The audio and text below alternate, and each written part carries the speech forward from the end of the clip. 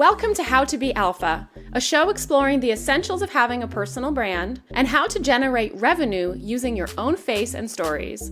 I'm your host, Elizabeth Halford, and I've been curating my personal brand since 2008, when a career as a pro blogger landed in my lap.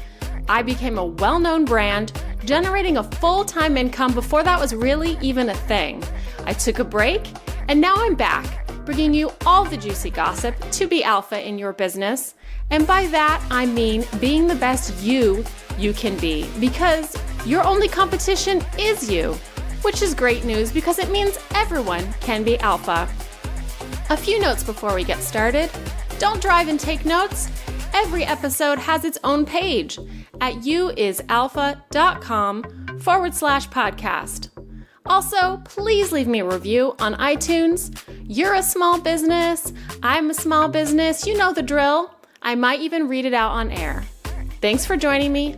Let's jump right in. I'm learning that iTunes reviews can be tricky. They are regional, I've discovered. So I can only see UK reviews, for example.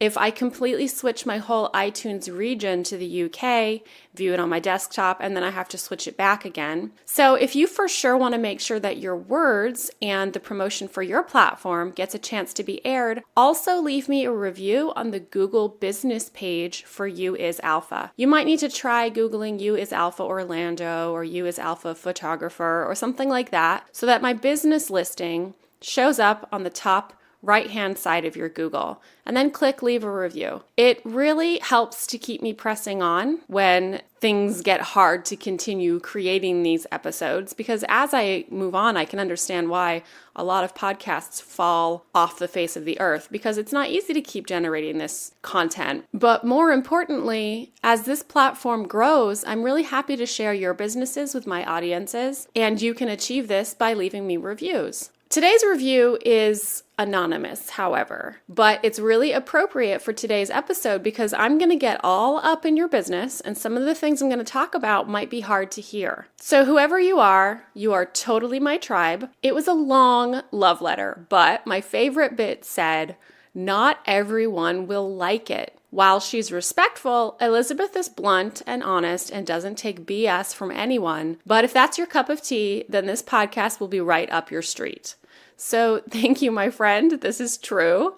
And today I'm going to be the cheerleader helping you not take BS from anyone, not even yourself. Last week, I walked you through how to write your brand value statements in 2 simple steps. So if you haven't done it yet, when this episode is over, please go back to that one. It's only 16 minutes long, and it will really set your business up for success. Even if you feel like you have that piece of collateral already, redo those exercises from this new point of view and see if you can dig and drill even deeper into your brand and come up with some new value propositions from which you can use those things as a springboard in your marketing to breathe new life into your business and the words that you use to describe yourself. Today, we're talking about something different. Let me ask you, if you had a boss who sat in her bathrobe all day and didn't do anything to help you succeed, you'd quit, right?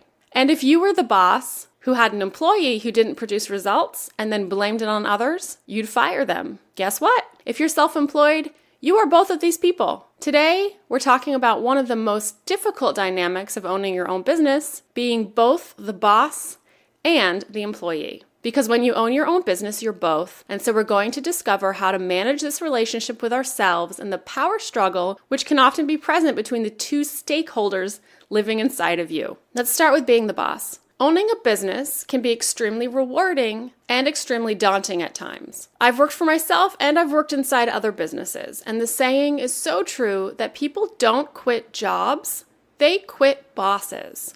I have quit bosses in my life who micromanage, who criticize, who bring negative energy into my life, or don't understand the nature of the business they're running. In any role, I am there to generate a success story, and if a boss is a barrier to me achieving great things for their business, I let them go. Don't be the boss you need to quit in your own life. The opposite of micromanaging is trusting yourself. The opposite of criticizing yourself is being constructive in your assessment of your own skills. The term self-employed is both very accurate and very misleading because everyone has a boss. And in this case, when that person is you, it can be a perfect environment for personal and professional growth. Being the boss means taking charge of the direction of your business while supporting the team, i.e. you, to succeed within those parameters you're setting. Here are some of the ways this dynamic will manifest itself. Number 1, processes and procedures. Because the boss in me puts operating procedures, automations, and processes in place, I know how my business operates. And so even if I have difficulties with my memory, I can rest easy knowing I must have done something because the employee in me always follows protocol. An example of this is when I was solely shooting weddings as a photographer, and I might have had this sudden panic when I delivered the video product. The video product was produced by an outside team who was white labeling as my own brand, and so the panic in me would be going, oh crap, did this couple order any add-ons like video footage of the speeches that maybe we forgot to film? Because naturally as a creative, my airy-fairy nature would lend itself to forgetting such a thing. But as a good boss, I have procedures in place to make sure this doesn't happen. And so no matter how lazy I was feeling after that first call with a client, I would force myself to follow through on the procedure for recording meeting notes and sharing them with the video team, setting reminders on my calendar to check those notes before we do the wedding. And those procedures meant I never messed up delivering products to a client, even though it would be my natural proclivity to screw that stuff up.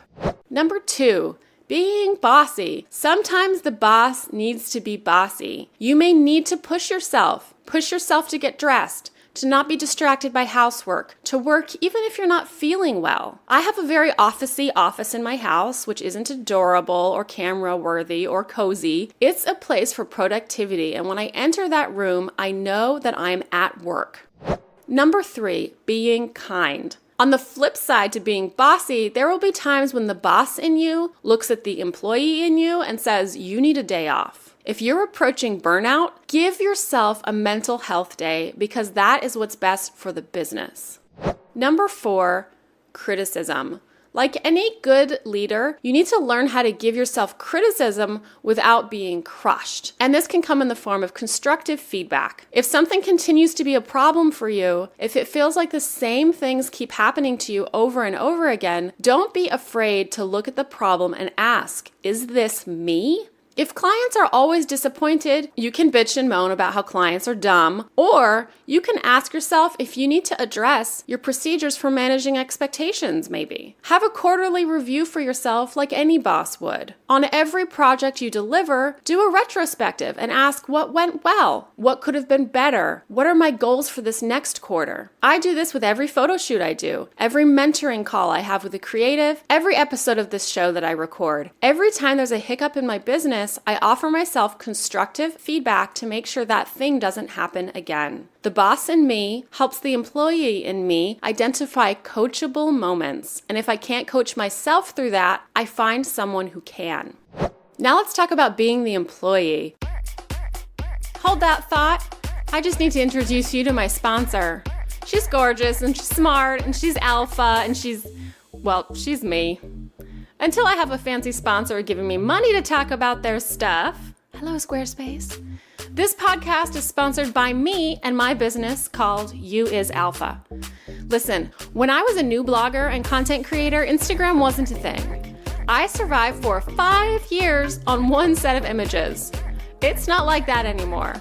If you use Instagram, email marketing, or blogging, your audience expects to be served timely, new, and stimulating visual content and the stories you write to go with them.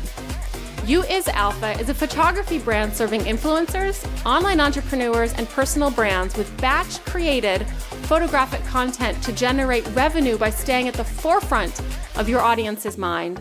And because we only shoot once per quarter, you walk away with 3 months worth of content to post and use regularly.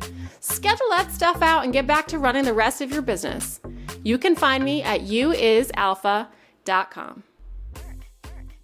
First and foremost, the employee works for the boss. Since we've already established that you're both, As an employee, it's your job to do what the boss needs you to do. The boss sets the direction and you start the engine and get the train a-moving. But before you know how to be a good employee, you need to be present to what kind of employee you are. In any business, there are two types of roles. There are people who are profit centers and there are people in support roles. A profit center generates revenue for the business. They are a billable hours kind of person. They generate sales. They carry out the services you're selling. Support roles are those who do activities which help the profit centers do their job. These are admin roles, bookkeepers, etc. I hear you saying, yeah, I'm both of those people, and I hear you, so am I. But I want you to think about which role your business benefits from the most and make it your intention to make movements into being that role full-time in the future. You might be the best person to be carrying out your business's profit-generating activities. Or you might recognize that there are people out there who are better at what you do than you are, and you can hire those people, take a support role in your own business, and make profits out of the person that you hired. So knowing what kind of employee you are in your own business will be helpful in succeeding at being a great one. And here's 4 other things you can do to be a good employee. Number 1, be a professional. Treat your job as if you could actually get fired. Turn up, dress for success, and be the best employee you can. Number 2, learn. A good employee is keen to learn everything they can about their work. If you can, write educational opportunities into your budget. This could be one educational conference a year or an online course that will help you be better at your job.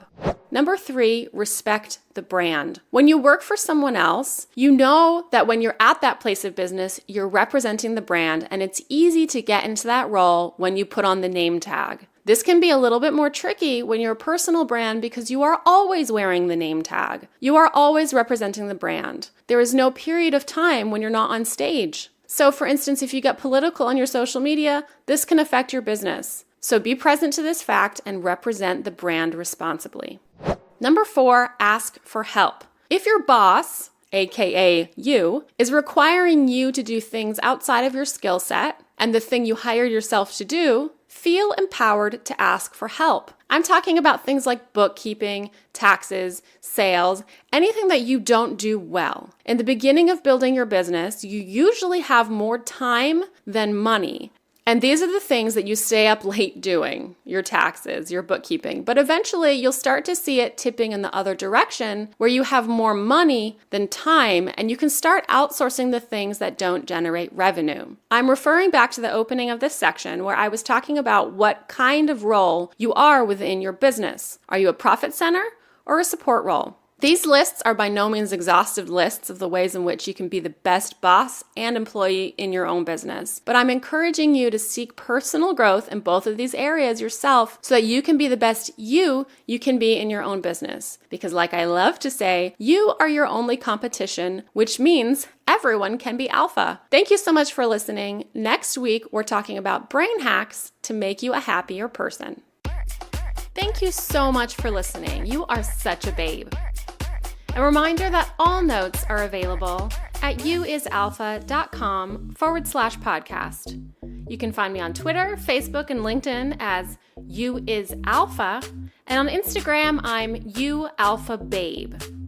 Now go leave me that review, and remember, you is kind, you is smart, you is alpha.